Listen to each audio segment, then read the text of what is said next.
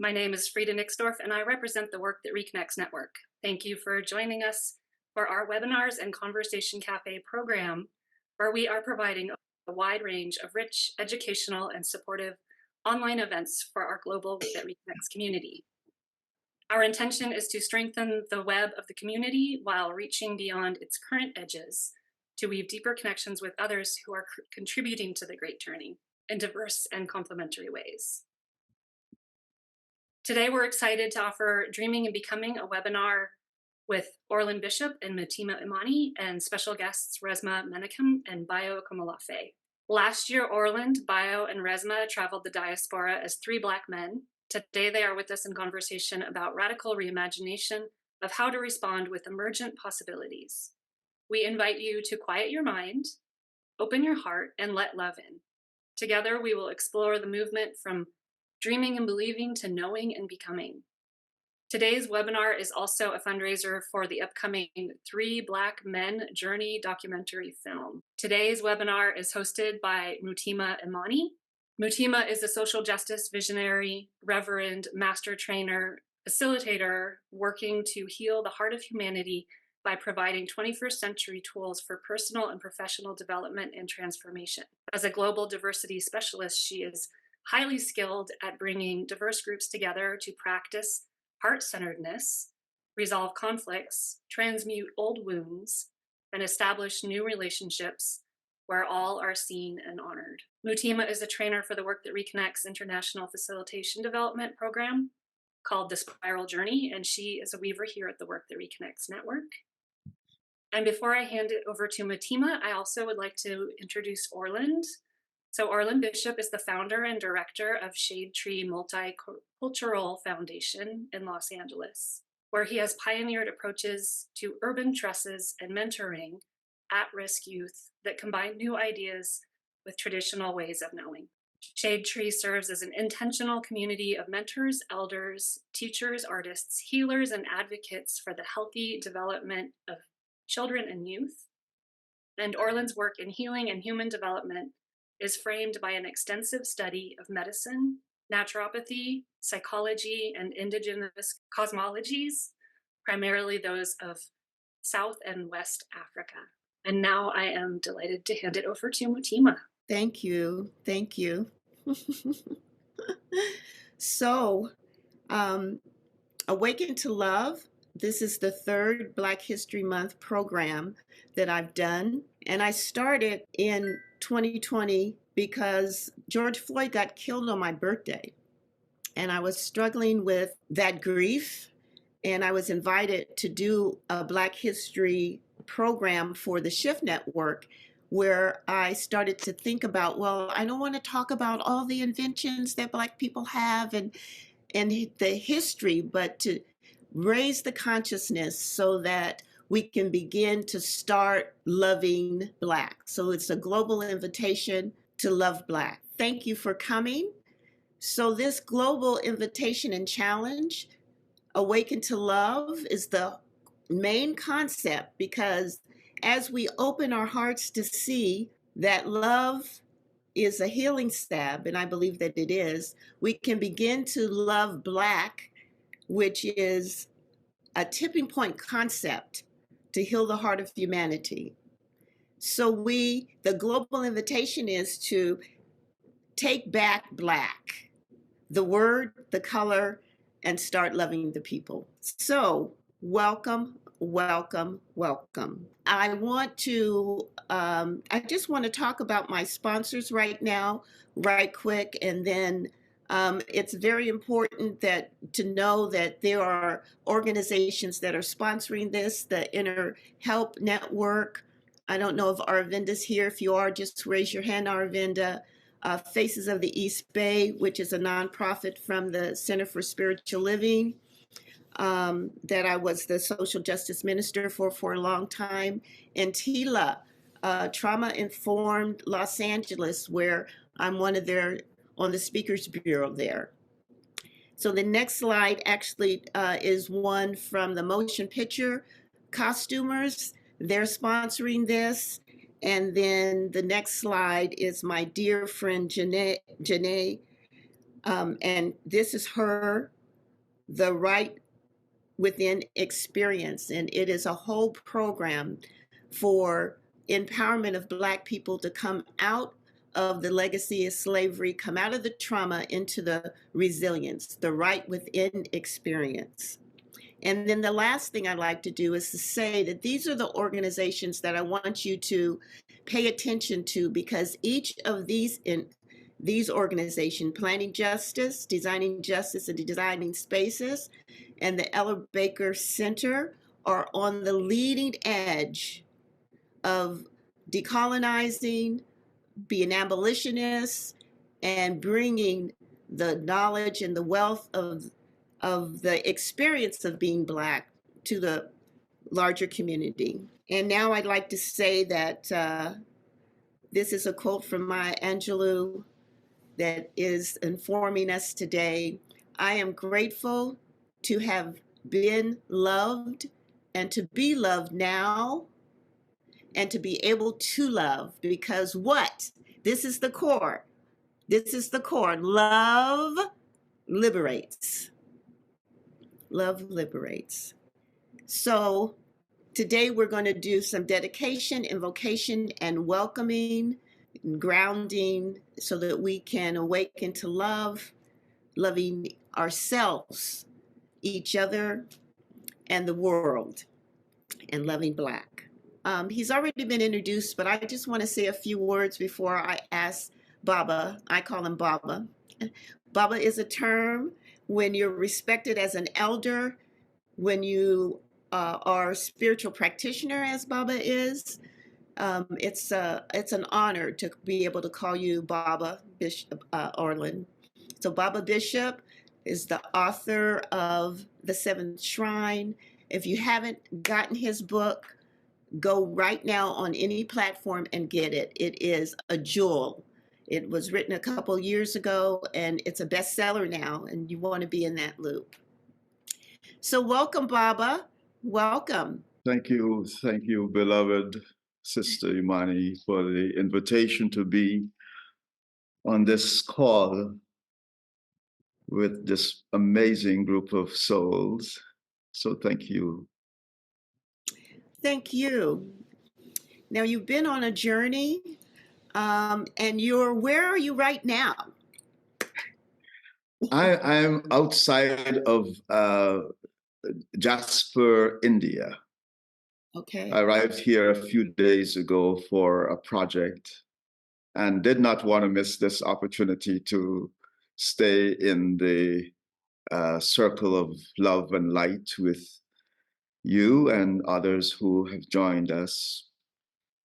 And it's a little after, it was almost 11 o'clock here in the evening. So yeah, it's good that there's still some energy left for me to be on the call with you tonight. Oh, thank you so much. Thank you so much. Well, when we let you go, I hope you get a good night's sleep. But in the meantime, I want you to know that we are really a global, international group that's in the room right now. Earlier, I asked people to put in where they were coming from.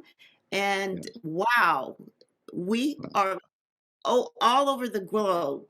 And I'm feeling like we are having a We Are the World moment. So I am going to let us pause and steep ourselves in this, that we are the world, and just listen to the music and enjoy it.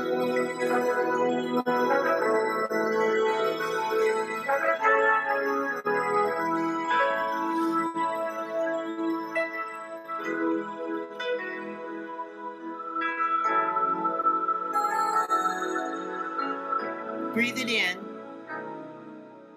There comes a time. The time is now. When we heed a certain call. Thanks for heeding the when call. The world must come together as one. There are people dying.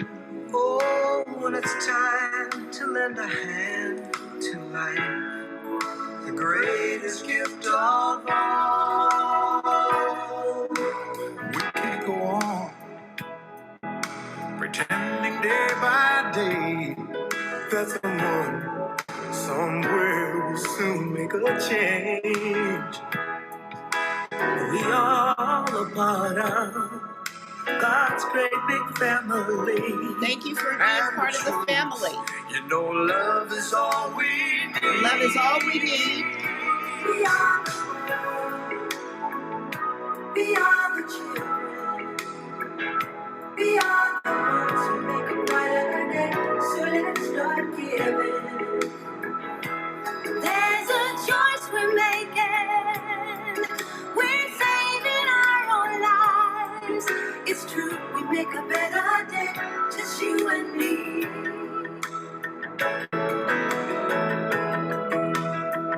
Well, send them your heart so they know that someone cares, and their lives will be stronger and free. As God has shown us by turning stone to bread. And so we all must lend a helping hand. We are the world. We're the world. We are the children. We are the ones to make a brighter day. So let's start giving. Oh, there's a choice we're making. We're saving our lives. It's true, we make a better day. Just you and me. Just you and me. It's just you and me. When you're down and out, there seems no hope at all. But if you just believe, there's nowhere we can fall.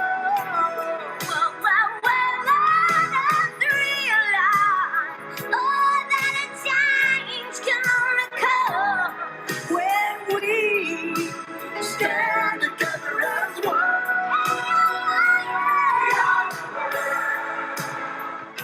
We are the children.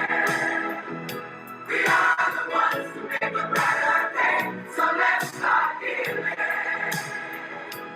There's a choice we're making. We're saving our own lives. So make a better day. Yes, we are the world.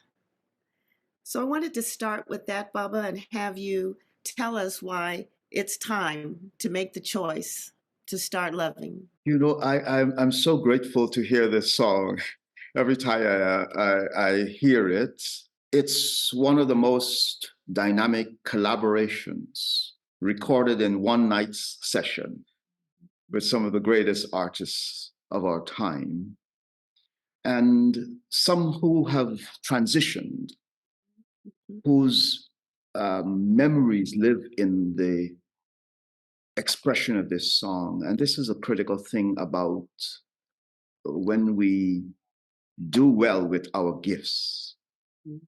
It outlives us, right? It continues to bring us into the awareness that there is still time to do something with life and love that makes a space for eternity to be in reality.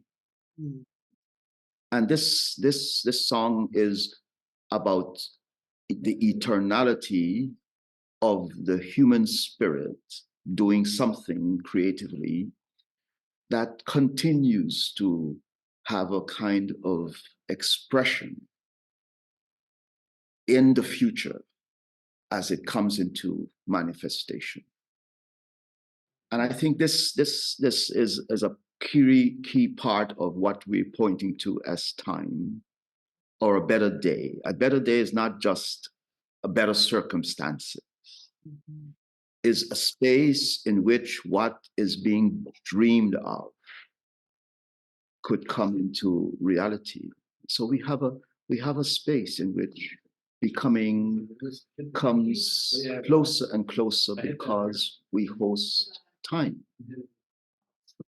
We host what makes reality not just possible, but actually true. The choice we make makes reality.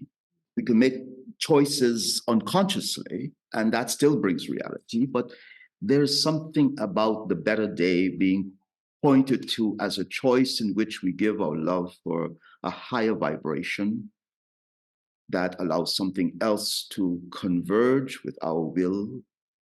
And that gives a day that does not end in the way that most days end, with regret and losses. This day continues to become expressive because future beings enter it and feel fulfilled in it. And I think the theme that you chose for this discourse, of coming into dreaming of something and then becoming self-conscious in it, is an act of true dedication of will. And I think this is a kind of exemplary model of a human group of artists. And it could be a human group of teachers or farmers or anyone choosing to do something for the sake of making a better world. Beautiful. So when we're thinking about a better world in these times, I think it's really important to be in the possibilities of dreaming so that we can become. And that's the gift that you gave us the last time you were here for the Black History Month. We actually are starting where you ended. And the idea of living in the possibilities has really come through the words that you have been sharing with us. And right now, I want to tie that with the work that reconnects, because the work that reconnects starts with gratitude. So I'm going to ask the participants to actually put in the chat, what are you grateful for in this moment, in these times? And while you're doing that, putting it in the chat of what you're grateful for, I really want you to, when you're reading the chat, to understand that we're honing in a collective consciousness that allows us to actually move into a moral imagination, which is part of the work that reconnects, and really begin to think about, well, what is the great turning? What is the great turning?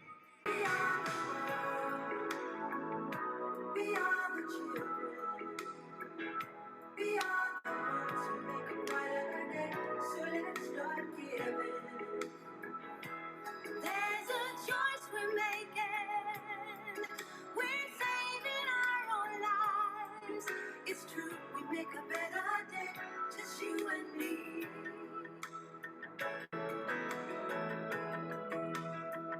Well, send them your heart, so they know that someone cares, and their lives will be stronger and free. As God has shown us, by turning stone to bread. And so we all must lend a helping hand. We are the world. We're the world. We are the children. We are the one to make a brighter day. So let's start giving. Oh, there's a choice we're making. We're saving our lives. It's true, we make a better day. Just you and me. Just you and me. It's just you and me. When you're down and out, and there seems no hope at all. Can you talk about the great turning in terms of possibilities and dreaming and becoming? But we live in multiple, say, dimensionalities of energies, creative potentials, and the physical world is a dimension. Here we have the opportunity to participate in something in a larger ecology within our own consciousness field, that love allows a kind of harmonic vibrancy with. So love is, we often think of it as an emotional bond between two or more for the sake of attracting each other towards some common good, some kind of sensitivity of relatedness or belonging. But love is also a catalyst for time to change. And when we love, we create a kind of vertex within cosmic spheres, and light begins to be reorganized from the dimensions where it is abundant to where it's limited or scarce. And so love attracts the creative powers of the cosmos towards the realm where it is most needed. And so it doesn't always fall in a person. Sometimes it goes into a place. Sometimes it goes all the way into the past. Love goes into our past and reconciles ancestral challenges, historical challenges. So it's a kind of redeeming force that transcends the time-space continuum as we know it in the three-dimensional sense of reality. And time, this turning event might be considered a soul quality, a soulful quality. And this event has been with many cultures at different times. When we reach an edge, we reach a space in which we're running out of this sense of purpose.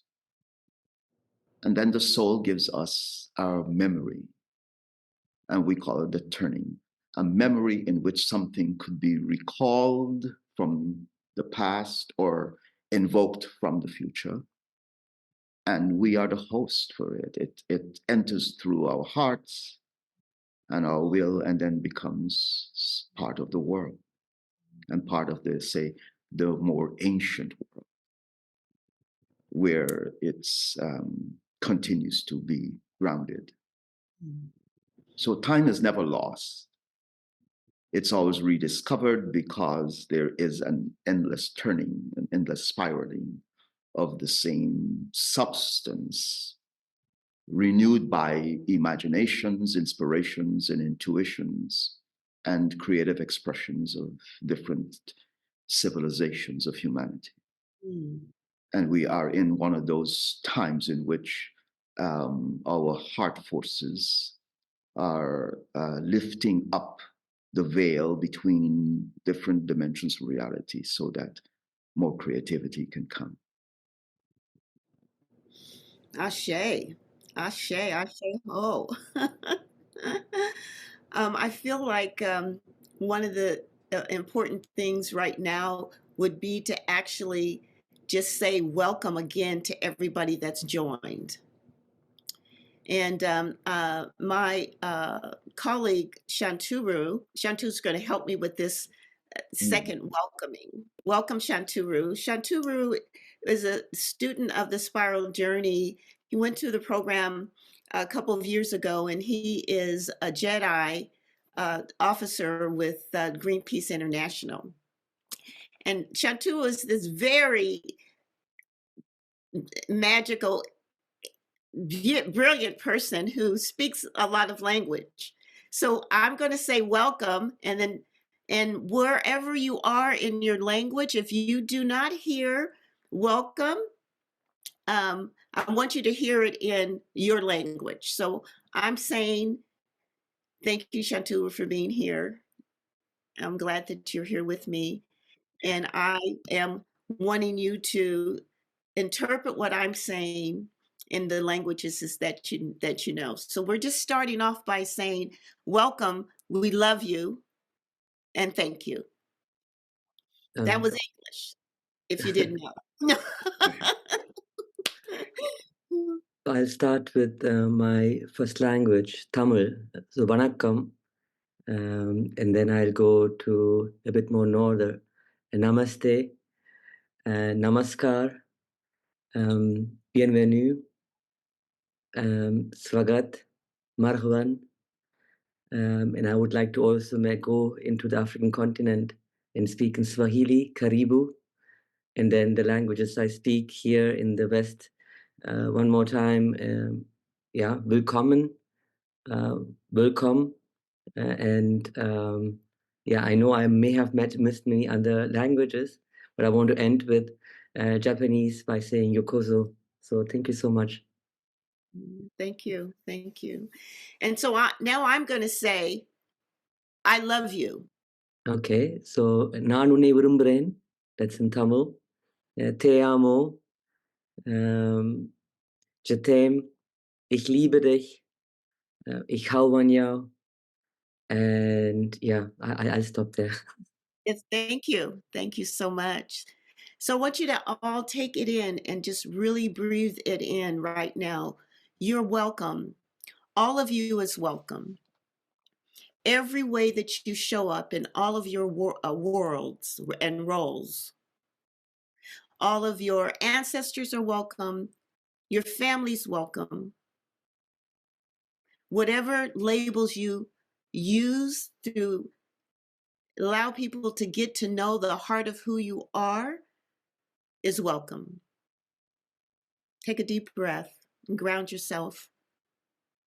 And I want you to imagine that as you are breathing, you are traveling down from your mind into your heart, because we know now that the heart is more intelligent than the mind. That the mind has conditioned us to be disconnected with ourself. So allow this welcome to connect you to yourself in a deep and grounding way, and take in what Baba was saying, that this is the time of possibilities, that this is the time for dreaming and becoming. And it starts with decolonizing your own self and stop thinking that you're not enough. Come out of powerlessness. That's what awaken to love means. Loving yourself first. So thank you. And I'm going to thank you, Shanturu, for all your good work. And Baba, I'm going to just give you time to reflect with anything that you'd like to say based upon our welcome and us saying, I love you. I'm just hearing the expressions of the different language, and then those that were written into the text. And this is I would say the common heritage of humanity. It is not just the one language; it's the fact that the many languages could express the same intent. The power of intention is what gives human beings the capacity to move beyond limitations, to move out of the context of personal self-interest to the collective good, is the power of intent. And the language would not be what it is for anyone if it did not have this universal truthfulness that I could come into an understanding of another language.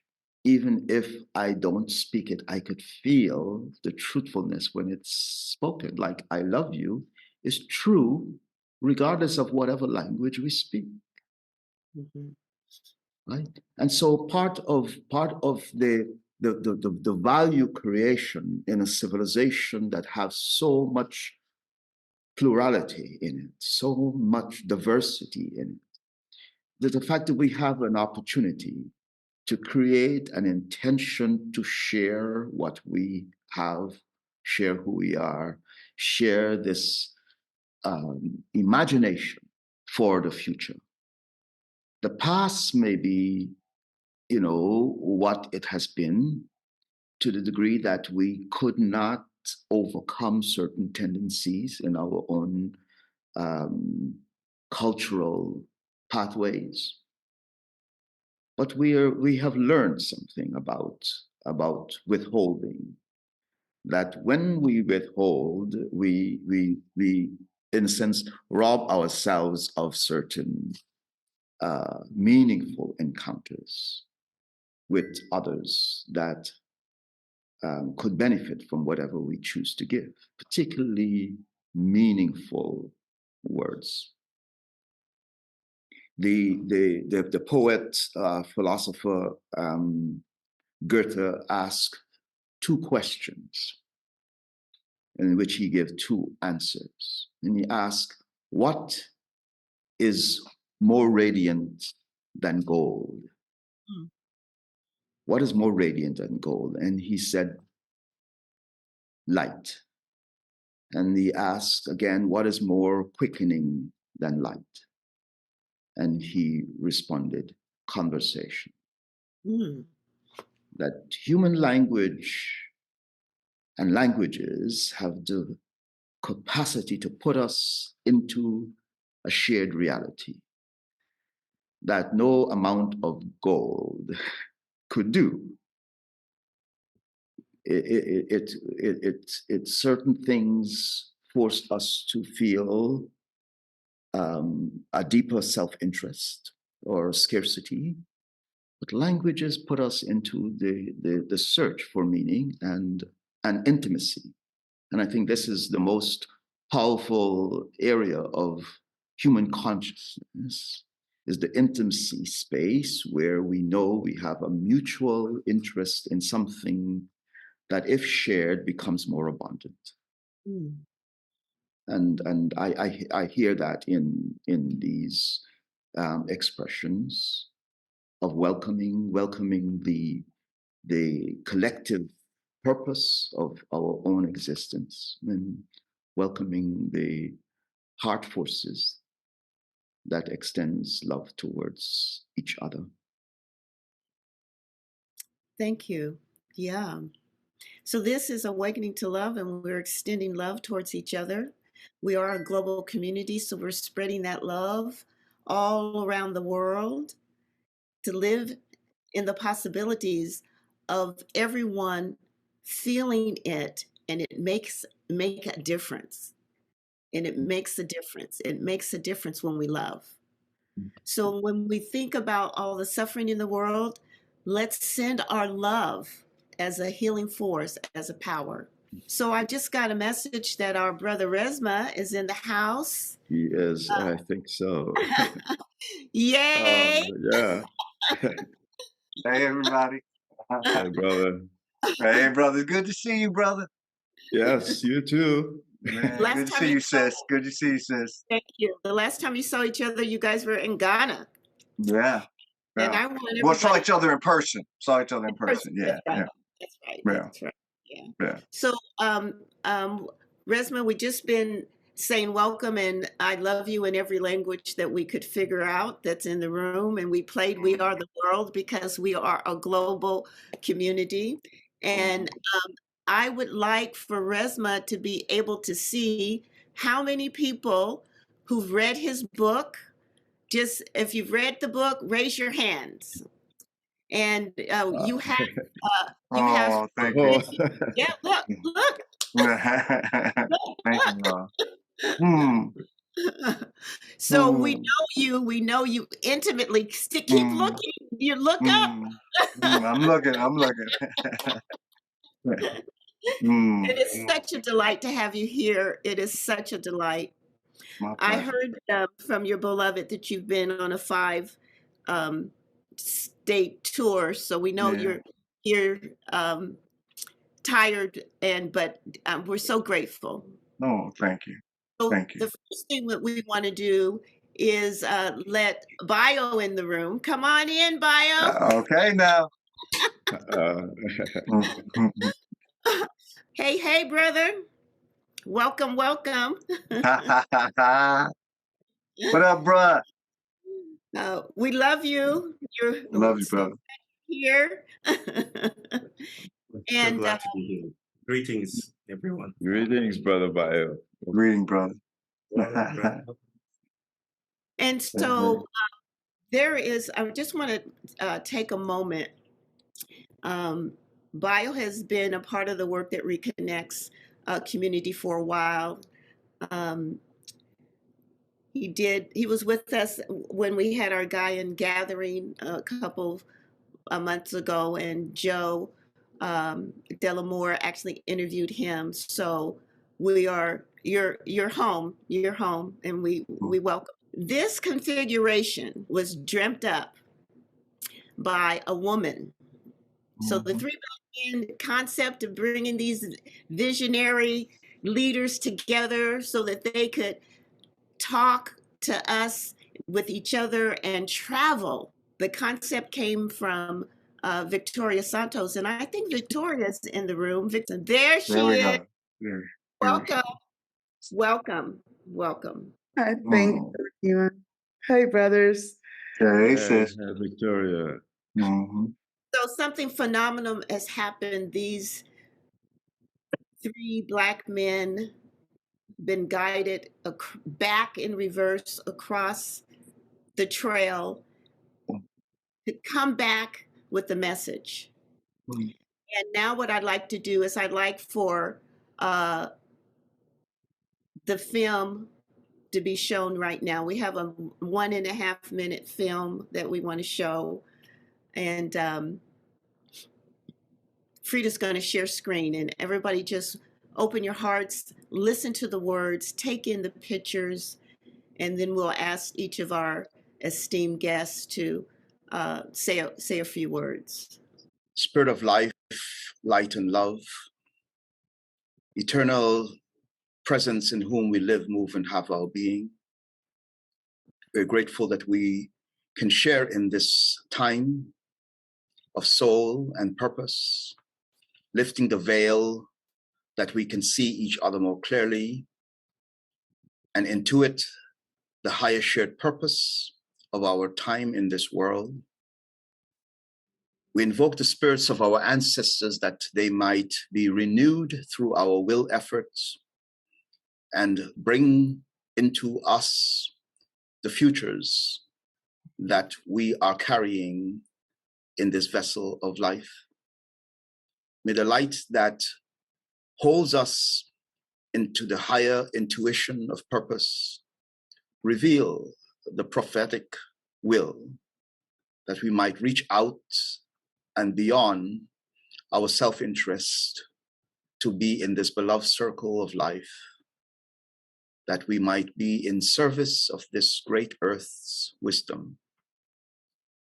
May we keep dreaming and becoming who we are to be. Ashe. Ashe. Thank you. So it was a real gift for me to be with you all in Los Angeles and in Brazil. And the experience I heard that you guys had in Ghana was absolutely beautiful. So I want to thank you, Victoria, for being a visionary yourself and for bringing the three Black men together. And I want to start with Resmaa. Resmaa, I heard you say that the trip in Brazil to Salvador was meaningful because we got to experience on the land and in our bodies people who took their permission, didn't ask for it, but took the liberty. And this piece around awakening to love, I'm really wanting people to have permission. So would you just talk about how it felt and where you are now in terms of knowing what you need to make visible that was invisible before the trip? First, I just want to say just how grateful I am that you have invited me, my two brothers, and my sister to this piece. Because for me, this whole journey hasn't been like a destination. It has actually been a process. It's been a journey. It's been like this thing that's constantly like lapping on each other and unfolding. I'm still, even now, there's stuff that's unwinding. Just this morning, I sent the brothers something, that is still like unwinding and lopping over each other. And when I first came on, I heard Brother Orland talking about language and languages. And every time I'm with these two brothers and this sister, there's always something that emerges forth. It's not like things get bestowed on me. It's like the grind of these elements start to emerge something different, something new. And I've been using this word gurgle. There's this gurgling, this kind of puckering, this sloshing, as Brother Bayo says, that pops up. And this idea of language as technology, language as an embodied technology, as a vibratory force, is what is learning from my brothers in my community. This idea that language is not just what you're hearing me say, right? That language is vibrational. There is an experience, an arrangement that people have. And when they nod and they grunt and they moan before the colonized languages, right? Like these ways of being, when my grandmother would just fan herself, when somebody would say something to my grandfather and he would just go, right? It's like those are languages, those are vibrations, the language of the eyes, the body. These are technologies that we do not need permission to reclaim. They do have to have moorings, though. And those moorings allow us to understand each other, not necessarily the English or the Portuguese or the Spanish, not necessarily colonized languages. But that language that is tied to creation itself is what I learned and what I've picked up in all of my trips. In LA, having Black men who never knew each other take each other's feet and wash them and pause and just be in a room with each other and having all of the pieces that would normally constrict and arrange ourselves in a particular language, watching those things begin to melt a little. Mm-hmm. The same thing happened in Brazil. The same things in a different sense happened for me and my wife and the other people that we were with in Ghana. This idea of reclamation, not to the old gods, but leaving room for something new, for a new arrangement to be percolated, to be birthed. And I've learned that on this trip, that language, a lot of times, and I know this from talking with Brother Orland, that when Brother Orland talks about languages, he's not just talking about phonetic. He's talking about how do we be open to different arrangements, to different understandings, to those through an inquiry by which our ancestors, not just our lineal ancestors, but our ancestors, we can actually begin to condition our ears to hear what it is that they're trying to communicate.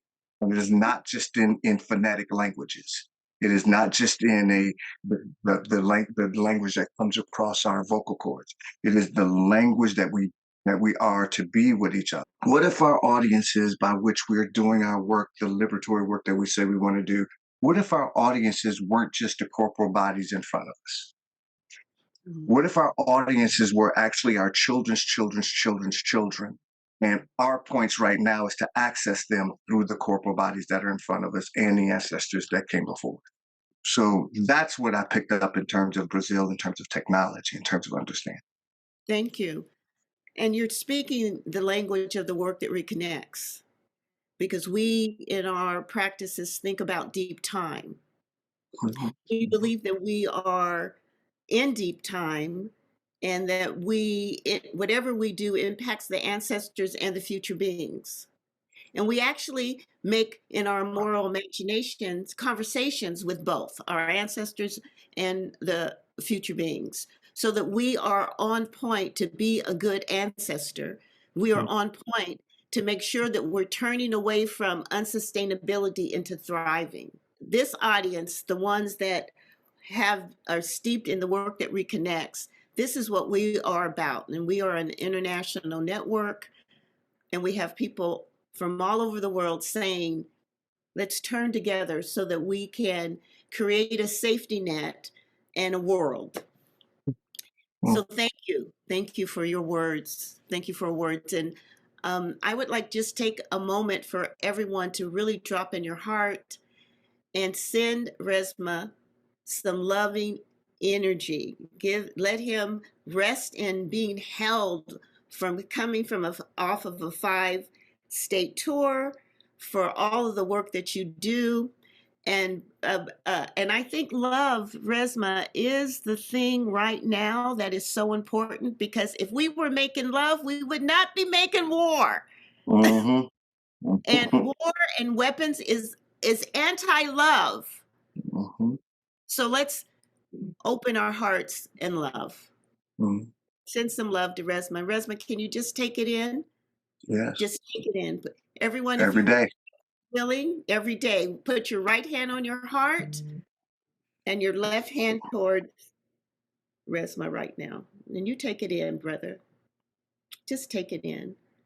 I heard you say that the conditioning that we have had in the United States is we go and look for permission. Can we love each other? We don't need permission anymore. That's what I feel like you've made visible. And out of our love, we need to be able to say, put the weapons down, stop the war. I was raised military.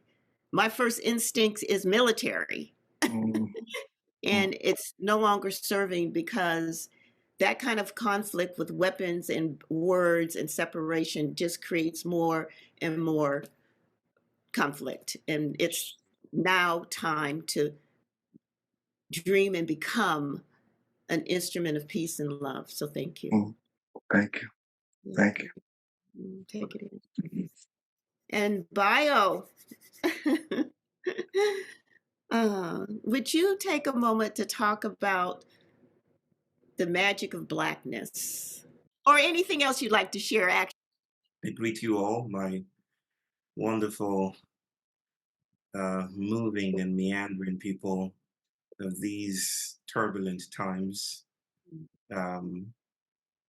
People who are called to move and travel, as I think we all are now. I want to give special greetings to my two brothers and sister here. Big brother Orland, big brother Resmaa, because age and all of that, you know. Oh, here we go. Here we go. You know, throughout this whole wonderful adventure, I had the burden of being the youngest and the handsomest of the three black men. So, but you're not the tallest. You're not the tallest. short people are closer to the earth and therefore closer to wisdom.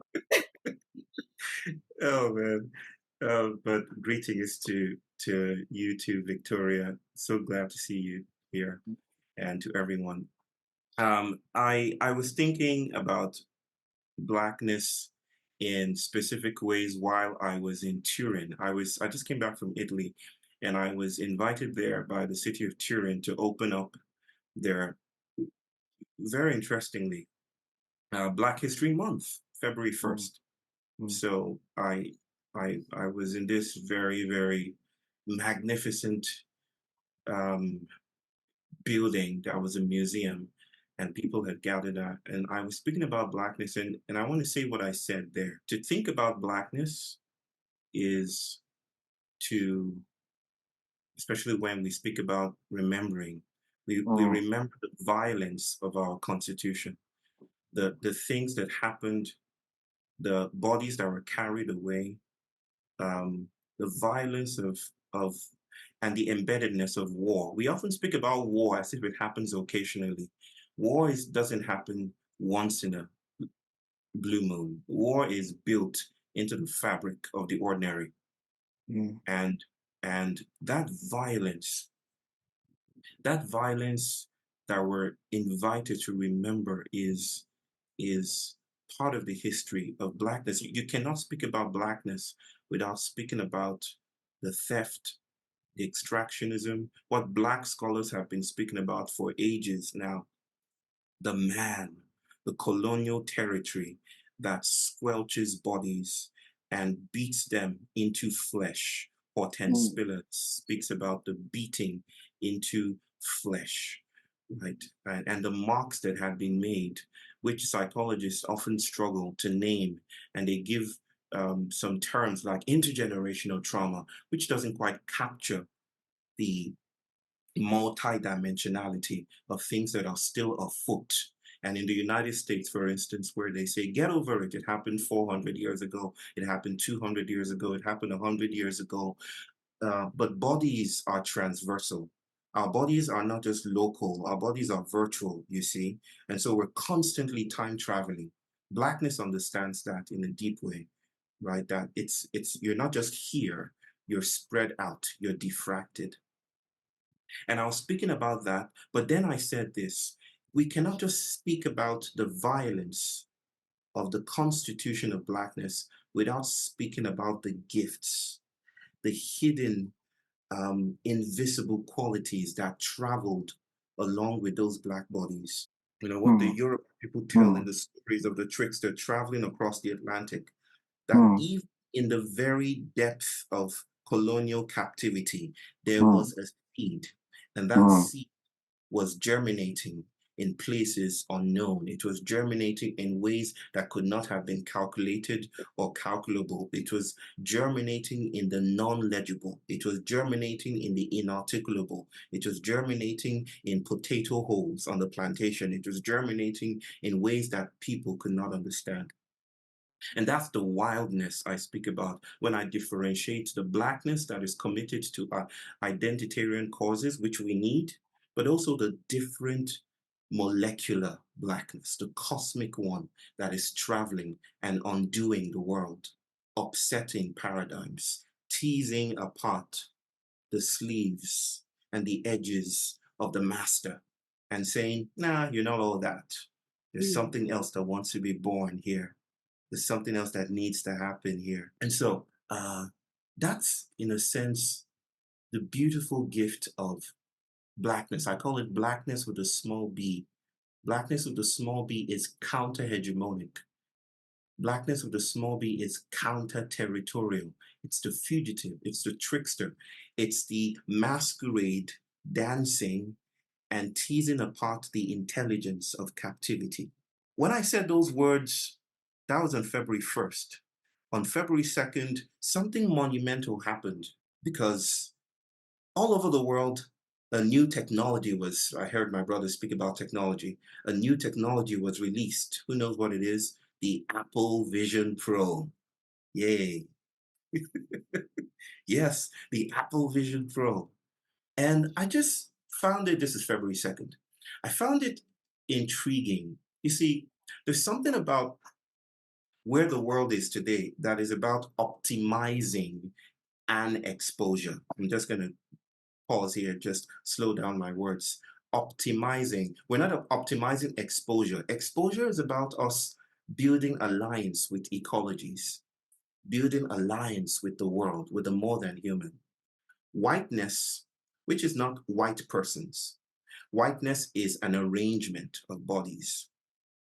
Whiteness is the vocation of disentangling us from exposure. It is the distantest idea that I can, with a sweeping glance, get all the information I need about someone or a place. It's the way the British missionaries came to West Africa and basically looked at us and said, there you go, you're primitive. That's whiteness. Whiteness is the establishing shot, the glance that helps capture everything. And so if you notice something, my people, something is happening in the world today. All our senses and energies are coagulating here, up here, right? It's vision, it's how we see, this is how neurotypicality controls the world, right? It's optimizing vision, because to see isn't enough. You need screens within your screens within your screens in order to be in the world right now. And so everything seems to be collecting upwards. Vision is the chief sense, the master sensorial quality, right? And that optimized disexposure, that is whiteness, is coming apart these days, right? Because it seems at some level, those ships that gathered on the shores of West Africa are gathering again, and we are being taken away. We're being spirited away. And one way that whiteness tries to re-entrench its territory is to keep the senses together in a coherent way, is to offer more optimization, is to say, hey, here's a new app for you to optimize the world better. Here's a new tool. Here's another new tool. Here's an Apple, whatever. Get all the tools you need, and then you can gain more mastery. And that's why I feel that our resistance, our ecologies of activism, our ways of addressing the crisis of captivity within modern civilization cannot look like what whiteness is doing. We have to move beyond here. Resmaa speaks about the energetic loads, the other senses, the body in its dance with ecologies. We have to move beyond just what we see. We cannot focus only on representation, even though representation is what we need right now. We cannot focus all our energies on being represented, because sometimes when we get what we want, we are cursed by that. We're incarcerated in our representability. We need a different kind of logic that allows us to be at large. We need a different kind of logistics, a different Yes. kind of intelligence Yes. that allows us to travel. Yeah. And the that different- there is, Yeah. oh, there you go, sister, please. That is the place in which we are awakening to love. And the process is to come out of the mind, drop into the heart, reconnect with self, and send the self that love to each other and the world. That's the peace. That's the peace. And around the Blackness, one of the things that I've been saying around the Blackness is don't be afraid of the darkness. The darkness gives us the stars. Matter of fact, if you meditate, when you close your eyes, the darkness is right there waiting for you. We've had centuries of time where Blackness has been demonized, so that those of us who have Black skin, call ourselves Black, live the Black experience across the world, are now realizing that we are magic. Thank you, Bayo. We're magic. And then not only are we magic, but the ground that is full of darkness, the soil is dark, there's magic in that. The earth is magic. So we're moving away from the conditioning, not asking for permission. And somebody in the chat just says composting. Yes, we're composting so that we can dream and become. So thank you. This whole Black History Month event is a fundraiser for the Three Black Men documentary. They've traveled across the world, and there's Resmaa with his book, My Grandmother's Hands, and there's Bayo, and with his dancing. And Bayo's going to be actually in Santa Cruz in March the 17th.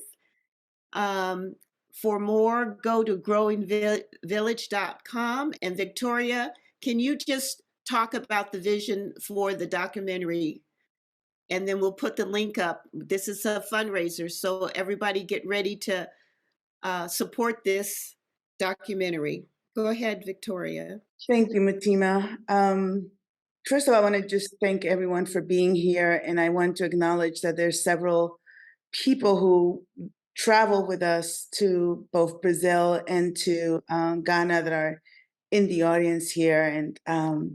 And like you shared earlier, Resmaa, who I think he dropped out now, but and I'm sure that Bayo and Orland are probably too, is that we're still digesting this experience because it was very deep and it's part of this piece around how do we meet the future that is emerging.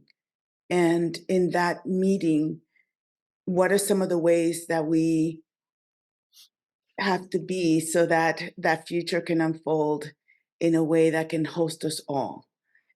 And so I'm deep in it, and I'm excited for not only the journey that we have already taken, but the journey that's unfolding in front of us. Because even though we are in these very turbulent times, there are still a lot of people that are binding together, coming together, praying together, meditating together, doing the kind of healing work that you all are probably committed to doing in order to usher a new future and a future that can be in relationship with the earth, in relationship with the cosmos. The documentary is really documenting the journey that we took from the inception of this prophecy and this vision to meeting the folks that we met in Los Angeles and through Salvador, Brazil, and in Accra, Ghana, but also a little bit more in depth about who these three visionary leaders are and what has been their journey to not only for their own learning and their own commitment and practice, but also how they are offering and the gifts that they are bringing forth to offer all of us. So that's what the documentary is about. Thank you, Victoria, for your vision, for your leadership. Thank you for hosting and moving this along. I want to show one picture. The next picture on the slide actually is a picture of what happened in Brazil. The next picture, so the women in Brazil said, the three Black men cannot come into this country and not talk to the three Black women.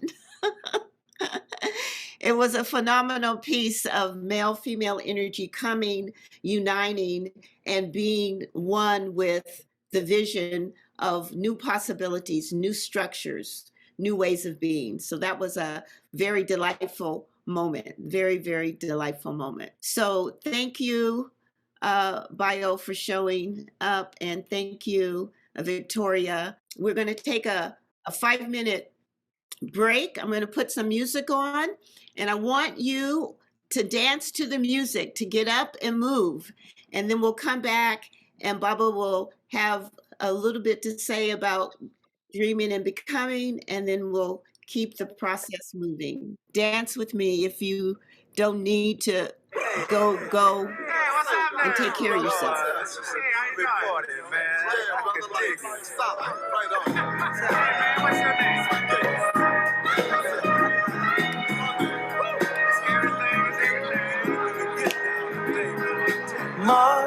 Mother, there's too many of you crying. Brother, there's far too many of you dying. You know we've got to find a way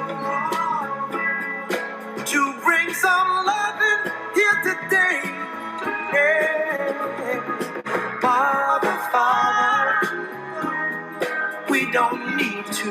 escalate.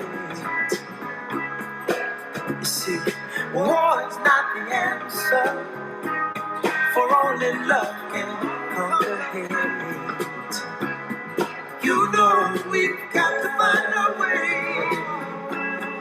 to bring some love in here today. Oh.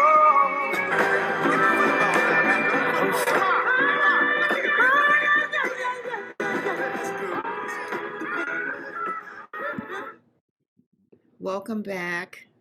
What's going on, Baba? I'm so grateful to hear what Brother Bayo and Brother Resmaa shared and Sister Victoria, and what even seeing the pictures that you shared bring back to memory about our times. The African diaspora is the result of a traumatic loss in traditions of memory, traditions of ritual, traditions of creativity. And this event that brought Africans out of Africa, as we contemplate what Black history means, and it's not just in the context of what it means to hold a space for it here in America.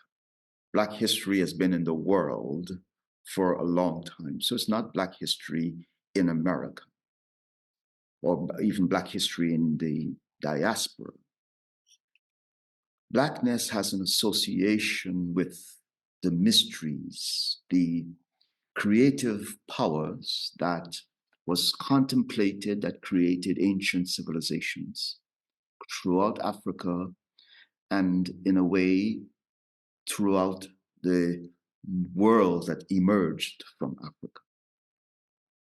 So Blackness is a kind of connection to magic, the art and science of causing change to occur.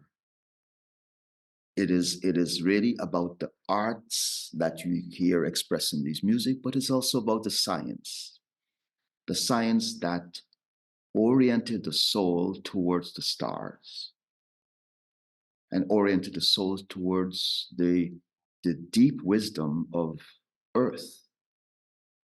And so part of this energy of going back to these ceremonial ways of knowing was to tap back into a history that still holds cosmologies in it.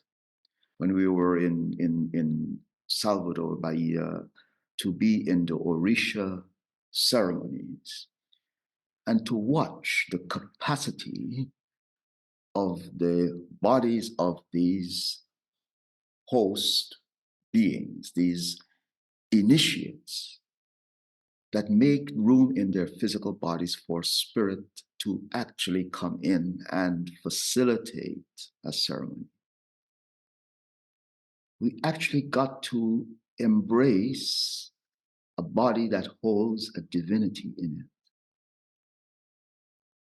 This was Africa. This still is Africa, but it's what is available in the diaspora. Some of the creativity that we encounter in these ceremonies had to do with the perfecting of this vessel of body to still be able to speak languages that cannot just be learned by memory. It has to be invoked by ceremonial magic. It has to be put into a human consciousness by a process of initiation. So part of our exploration was to give space again to the larger wisdom that the history of Black culture still carries, even after traumatic exposures, that the divinities haven't given up on us because we went through a struggle. They perfected the the creativity to be able to still receive music, ceremony, science, and an evolving culture. So it's also about the future of what has survived and now continues to thrive because meaning has been restored to why these ceremonies have to be expressed and given back a context so that we could redeem humanity from the transgressions that we have gone through. So what's going on is the restoration of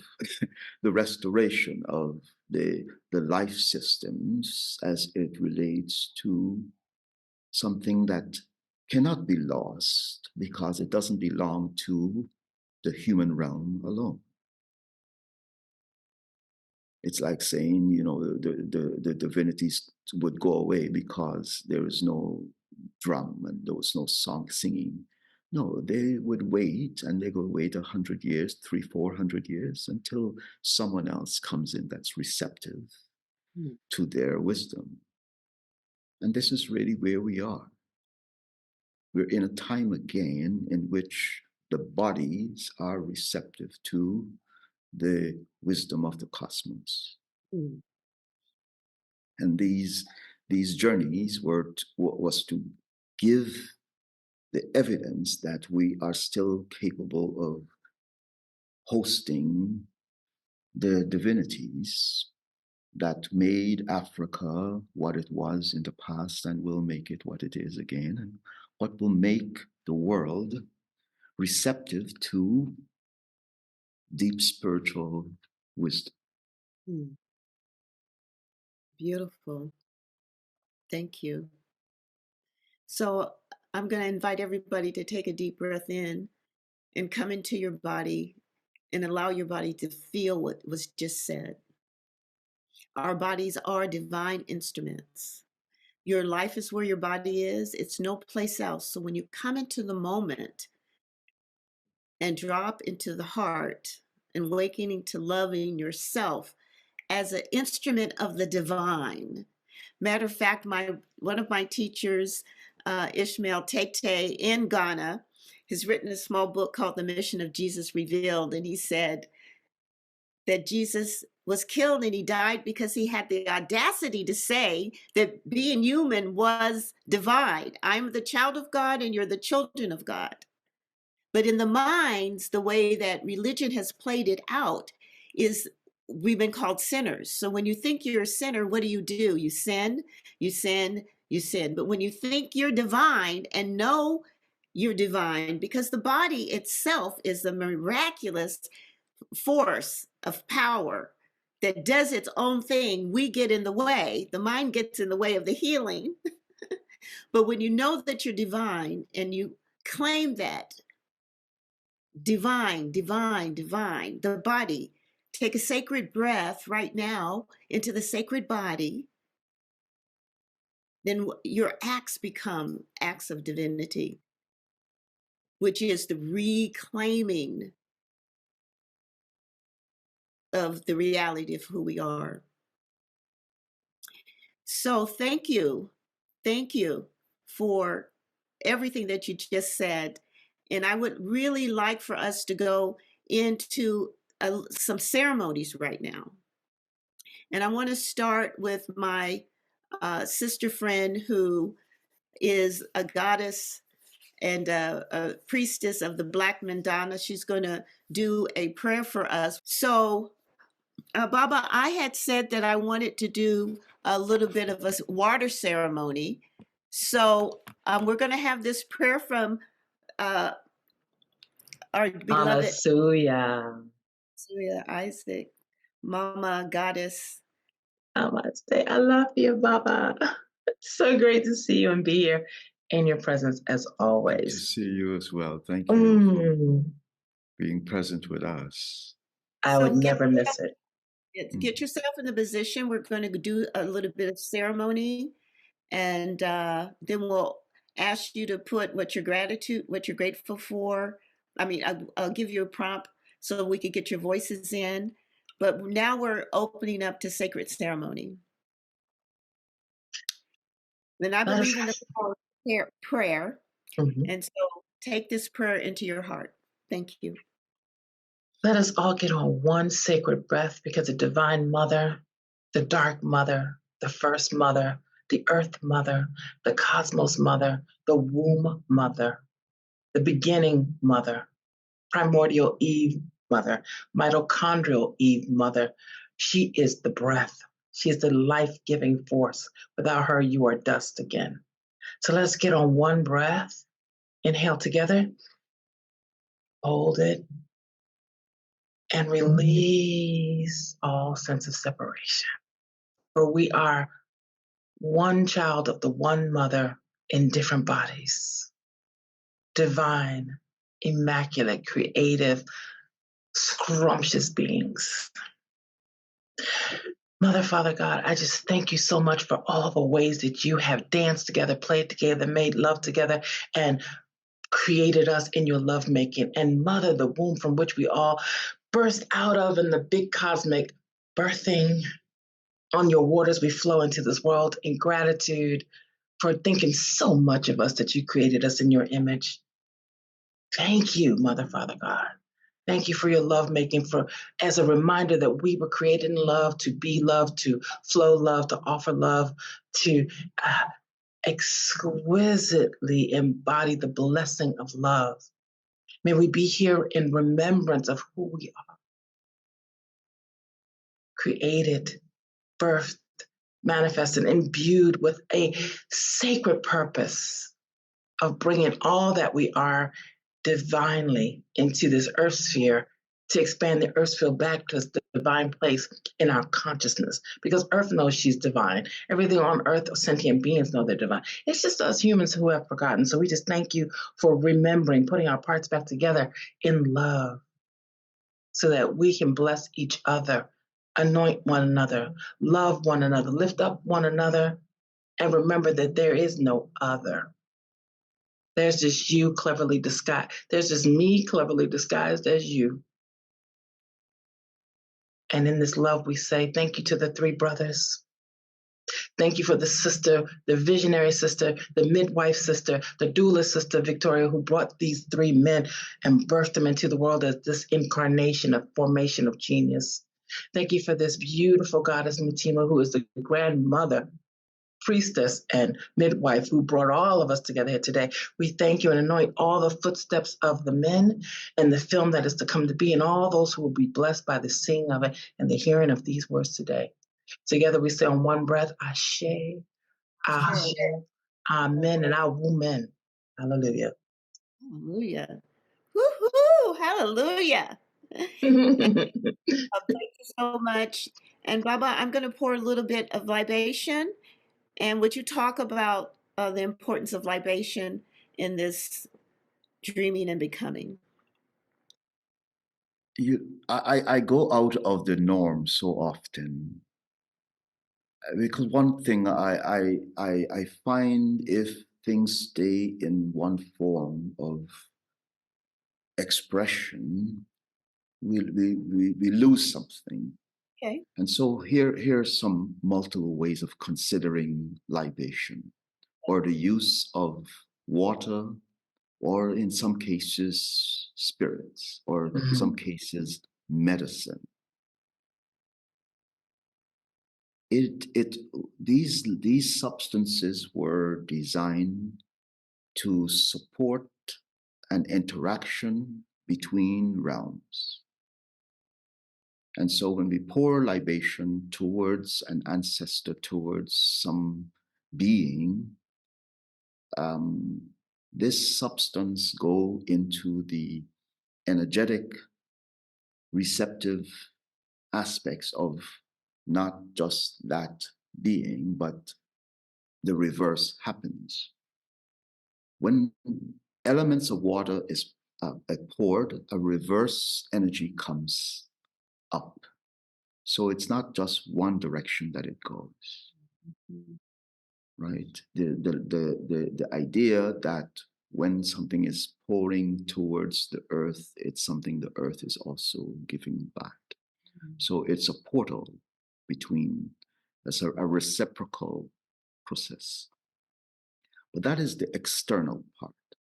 But every time we drink water, every time we drink some substance that is to bring up our own spirit, that is a libation. Mm. We have those 5 generations of memory in our bodies, and when we drink water, they get activated. So it's a this is the in the rituals that we do outside, we used to do it for the inside as well.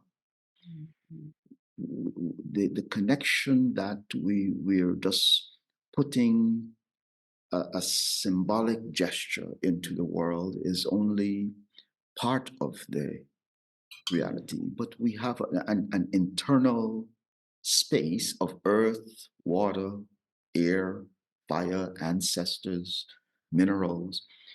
This is the cosmos as well in this body.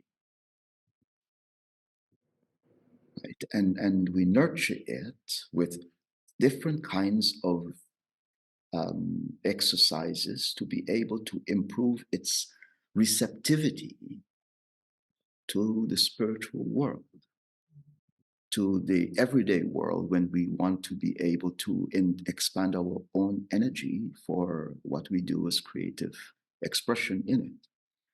And so libation is the right use of any element towards which we enhance the frequency of receptivity between intelligences, human and divine.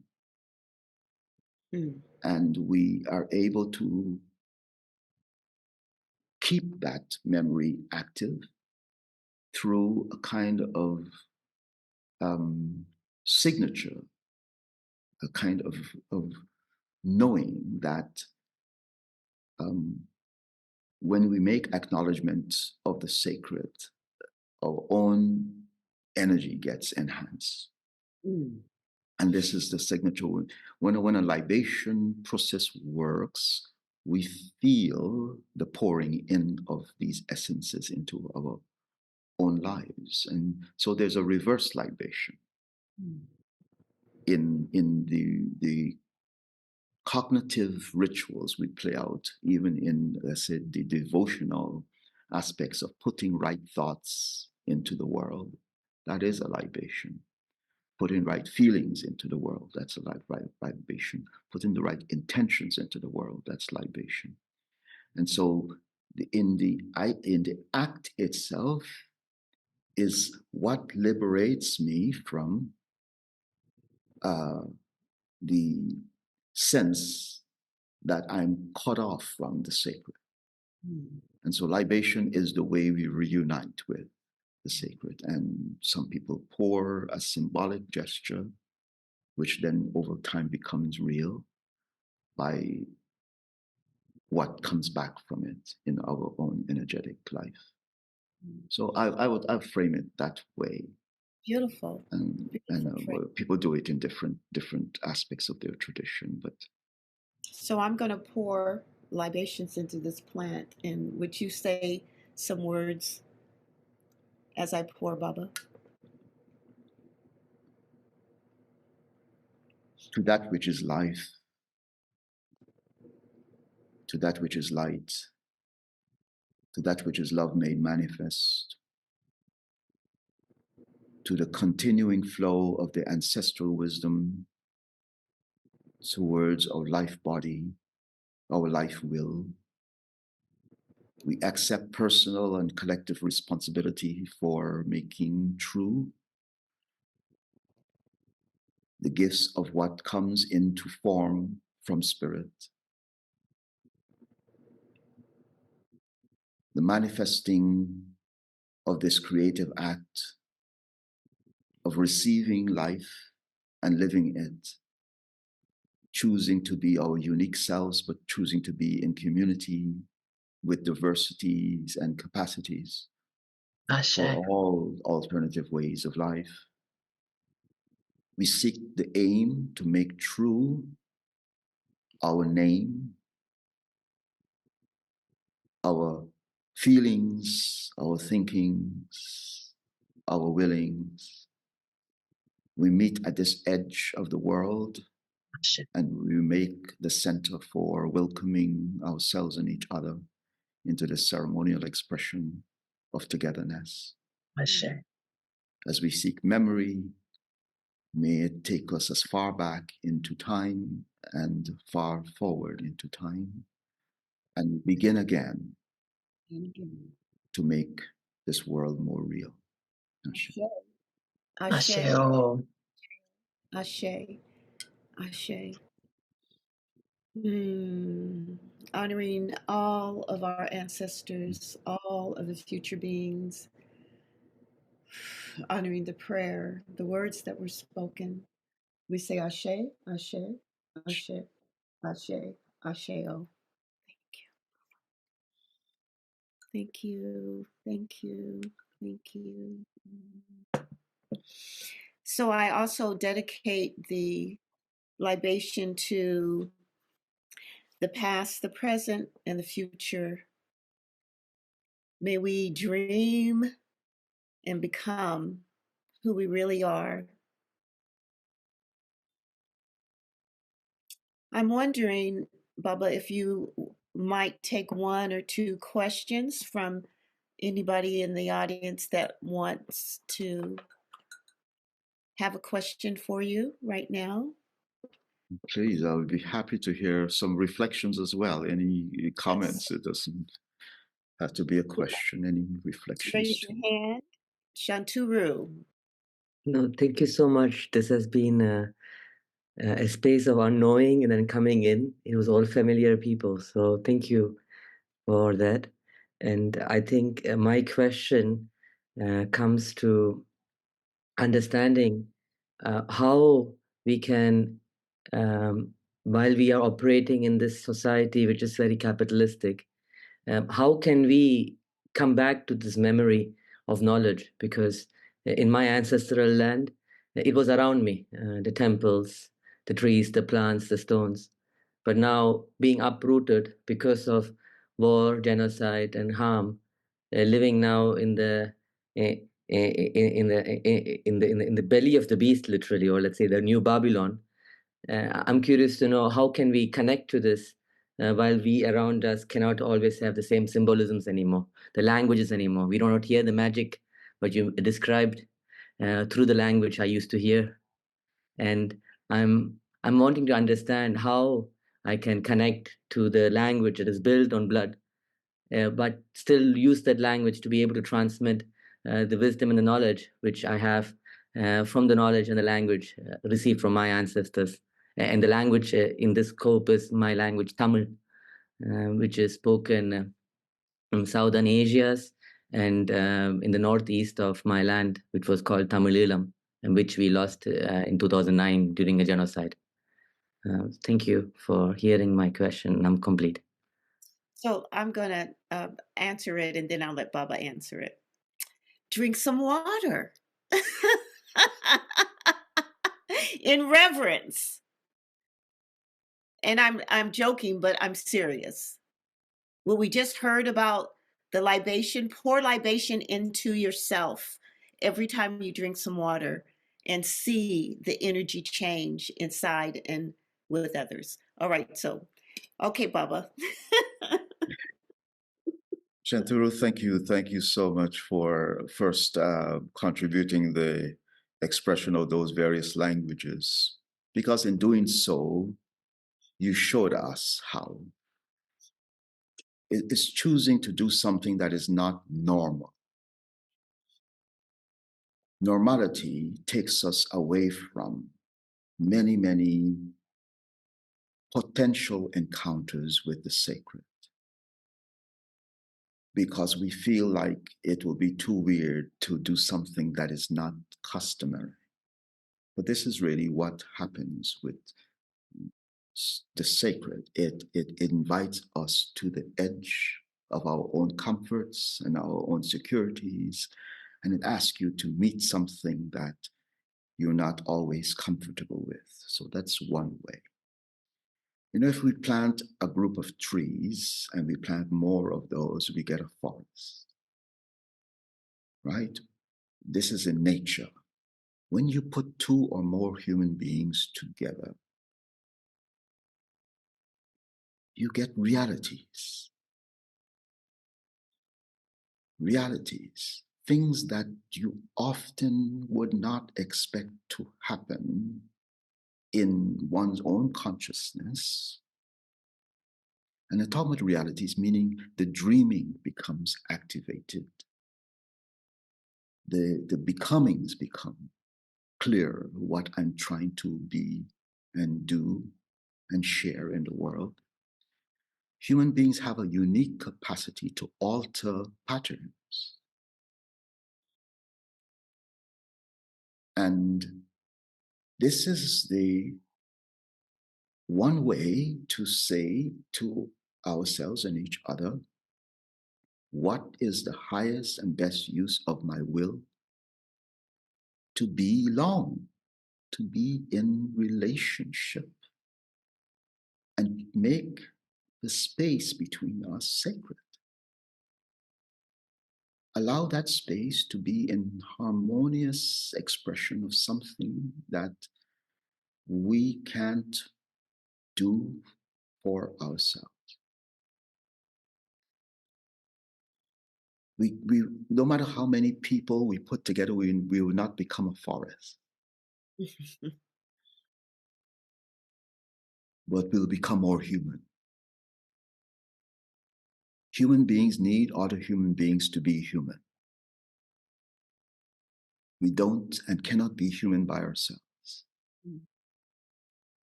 Just like we cannot have a language for ourselves.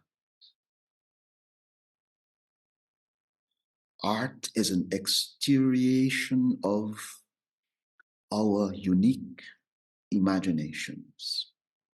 And it's art when someone else observes it. When I do it, it's really just myself becoming myself. I'm not an artist for myself. I'm an artist because art needs to be witnessed by another human being. Ritual needs to be witnessed by another human being. Humanity needs to be shared by another human being. These are unique ways in which we affirm our particular creative expression and where we grow and develop and become more ourselves. Mm-hmm. Yeah, thank you for asking. Thank you. Thank you, Shanturu. Janae Johnson. Hey, Good morning. Good morning. Good morning, Queen Mutima, gifted and wise advisor. Baba Orland, what a pleasure to meet you. Thank you so much. Thank you. I teach mindfulness, using mindfulness as a pathway into liberation for self-love. And I really was struck by what you just said about our capacity to alter patterns. That is what I am hoping that people get from this mindfulness, this ability to reclaim humanity, joy, and well-being. My question to you is, my sphere of influence are everyday people, everyday people. And I want to be able to impart the daily practices and things that people can bring into their lives that will help them beyond to self-discover, to touchstone deeply with self-love, and to open up into this beautiful liberatory process that we've been talking about all morning. Do you have recommendations for those processes? I speak of meditation, gratitudes, writing self-love letters. Are there any other practical keys, applications, tools that you would recommend? Drink water. Thank you so much. Thank you so much for inviting the practice space. I received one kind of invitation many years ago by the High Sanusi, Vezumo Zulu Credo Mutwa. He's now transitioned. He was of the Zulu heritage, living in South Africa at the time. And he asked me to support people using one word, Sawubona. And I've said it many, many years now, over 28 years. It's a Zulu word, but it's more than just a word from a particular cultural tradition. The word means we see you. And it invites the person who uses the word Sawubona to have the response, Yebo Sawubona. I saw someone just wrote it in there. Thank you. The agreement, however, that we see each other gets taken up by other beings. When I say Sawubona and someone else responds, yes, I see you too, the energy of that agreement gets utilized by higher beings in the cosmic intelligence. So we give them our agreement as a way of creation. And this is really what the power of language carries. In many traditions where that language still holds the significance of, again, altering patterns, but also inviting in the intervention of other beings into our spoken expression.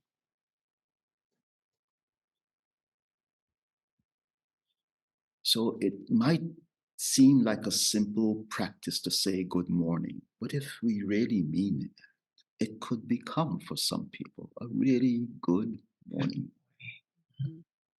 What is the intention of our speech, our communications, our observations, our participations in anything? We could enhance it by creating some reverence in our own attentiveness, or what you refer to as mindfulness. These processes that we do in the perception and cognition of the human life matters to the spiritual world. Our thoughts matters to them, our feelings and our will. We do not just live in a physical world reality, even though that might be the predominant context of our everyday lives, but we are not just everyday people. We are an investment space for powers of the cosmos.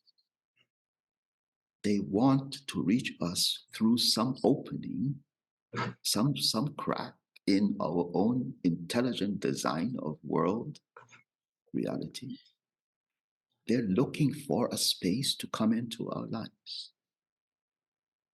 And if it doesn't happen by choice, it will happen by accident. Because it has to happen. It's prophecy that a human being must be a vessel for something more than, just say, the ordinary world, which there is not an ordinary world. It's always extraordinary. When we truly be ourselves, we see how meaningful it gets.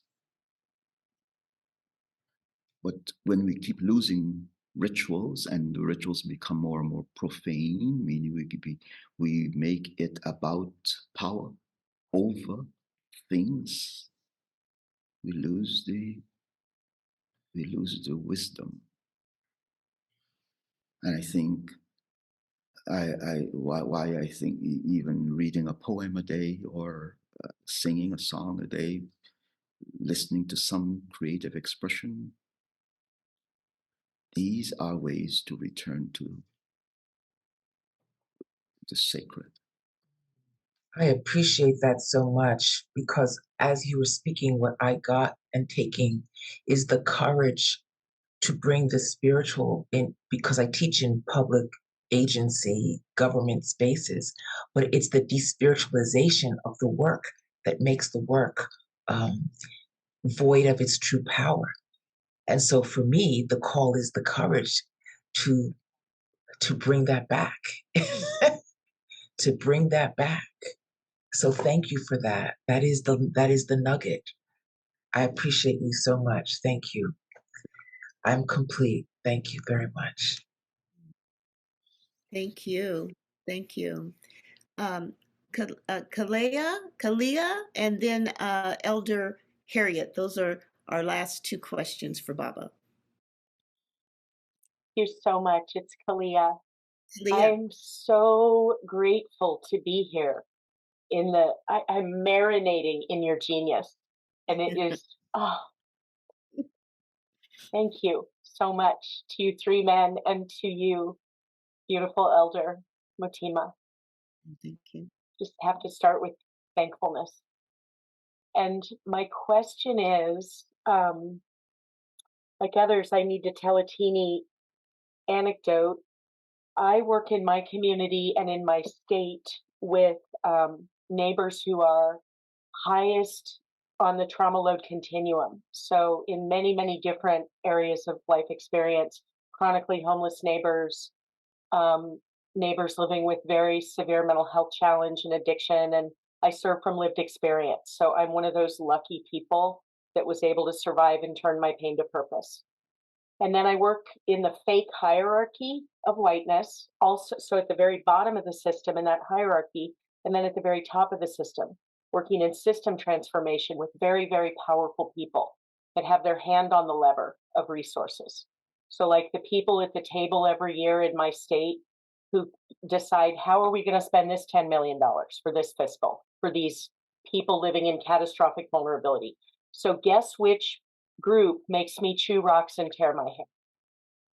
It is not my guys living outside in their socks for the last 15 years, right? It's the powerful people, the people burning down the world. And I have developed this soulful call, this almost obsession with how can we love them, man? How can we help the powerful or shift them or invite them or compel them, whatever it has to be. I don't care. I want to, like, this is kind of my quest, is the frontline work and then how to reach to people that are so wounded and developmentally arrested that they're using their power in these ways that we're seeing the detritus of everywhere. And I want to know if you have, advice, counsel, guidance, because holy petunias. So I hope I asked my question in a way that made sense. Yes. Kalia, thank you. The question that comes to me from what you frame in your question, and more so the contribution of the statements you made before, is where does the world begin? Right? So where does the powerful get their power from? What is the concept of the power that they have their hands on the lever doing? What is that conception? How real is it in relationship to other powers that resides in even your own observation of that? Right? Is their hand on the lever more powerful than your observation of it? These as a phenomenologist, I have to say, what happens when I give a thought enough meaning? Where does energy go? So for me, this is what I would think. in a scenario like that, where I go to the source and ask, this light of the sun or moon or stars, without which there will be no willpower on the earth, right? Our mitochondria depends upon light to act,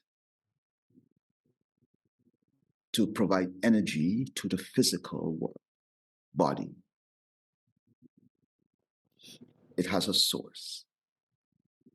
Go to the source of that person's will. The person's will is not originating in the physical body. It's not originating in their psychology. It's not beginning in their policy. It starts on a level higher than that, more subtle than that. And so part of the invocation of correcting a person is not only love, it's also light. And it's also life at levels in which they cannot refuse their own becoming. Freedom is sometimes more powerful than the denial that people pursue to say, I would deny this person the right to have access to such and such. And yet we see over and over the most powerful civilizations have failed. It happened before. They've lost power because they're not the source of reality. We have to recover all our beliefs from this power dynamics. It's a superstition to think that politics is more powerful than love. It's a superstition. It's a superstition to think that the physical world can exist without light.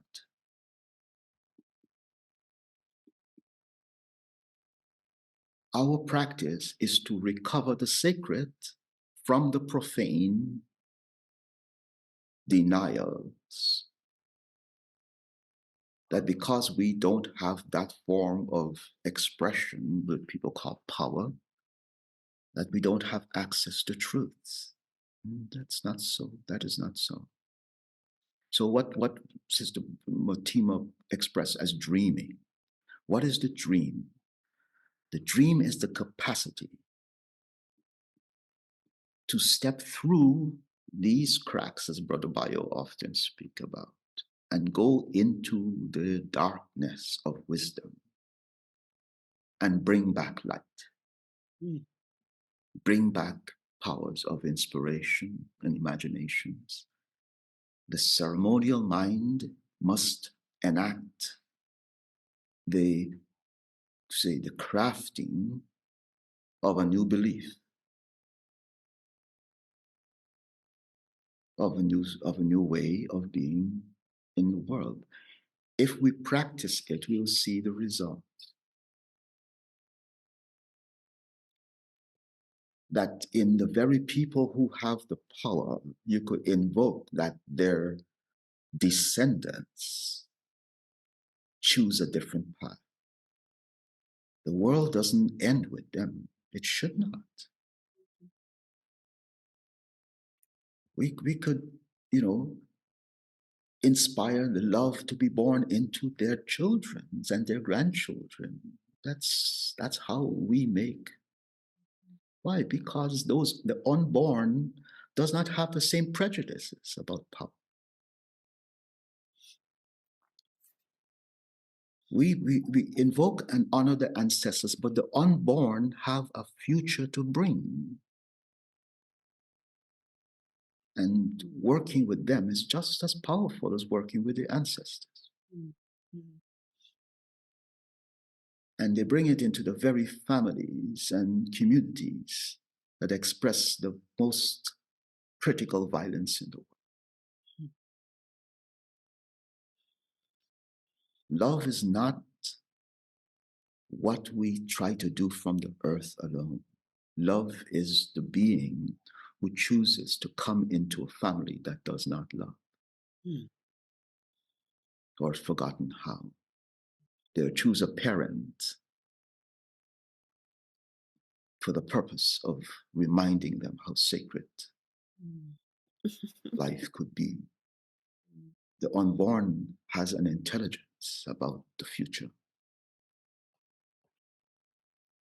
And so I put my trust in that. And I'm patient enough to wait for a being to be born into this world that can love their parents back into right, truthful action. I know some of those babies.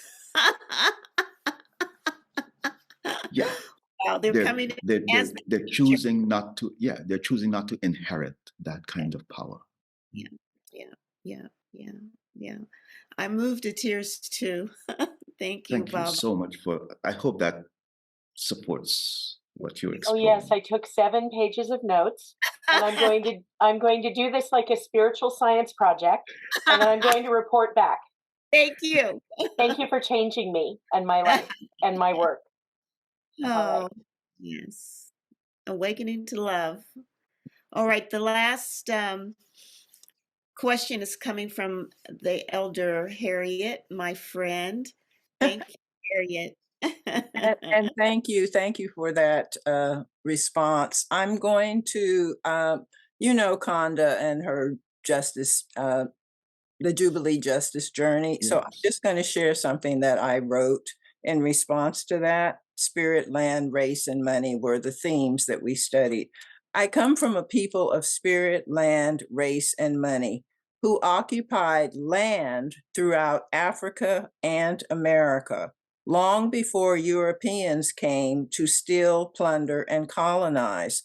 A people of spirit who arrived on ships across the Atlantic, arriving in America in 1619, worked the land, unpacked themselves, dwelled in the bush harbors, prayed, sang, ran, escaped, marched, established churches, schools, and colleges, served in the military, voted, and more.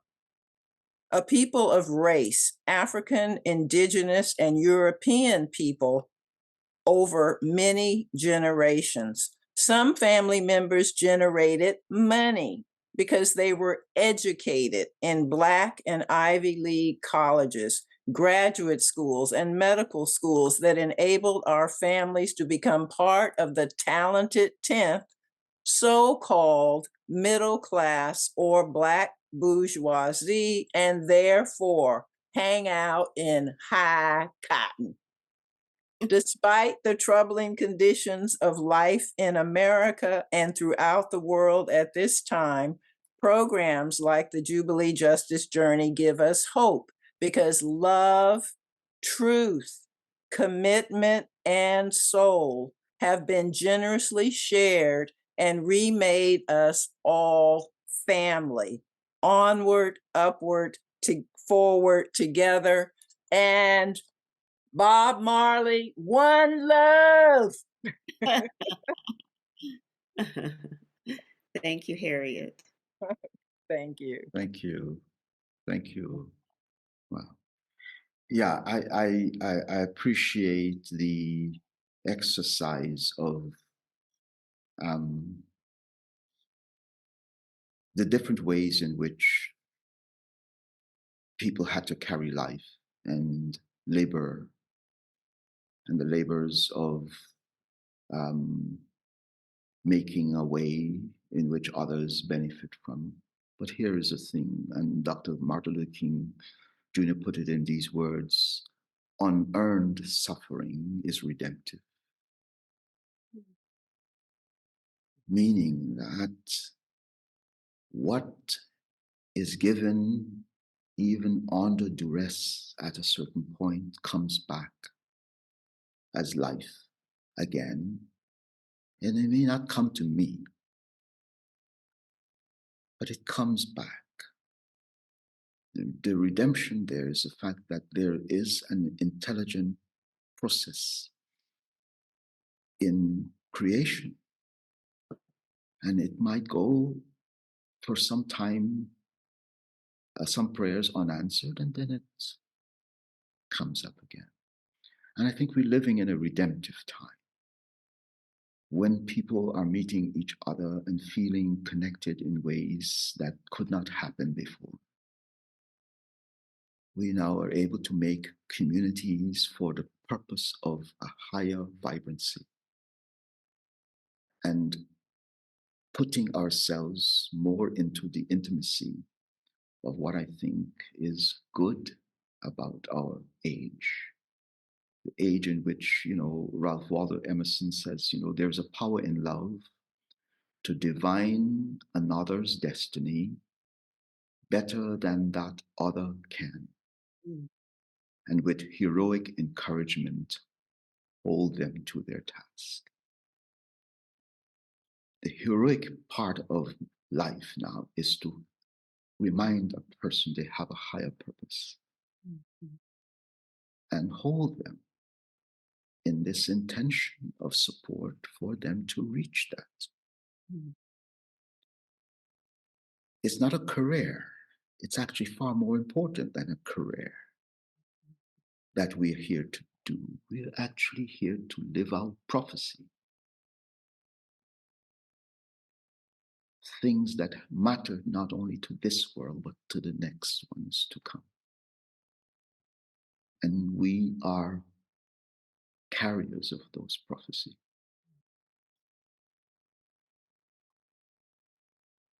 Blessings to you and everybody that is on. If you could put one hand on your heart and the other towards Baba, let's bless Baba Bishop as he goes to his next meeting. He is bringing love and light all over the world.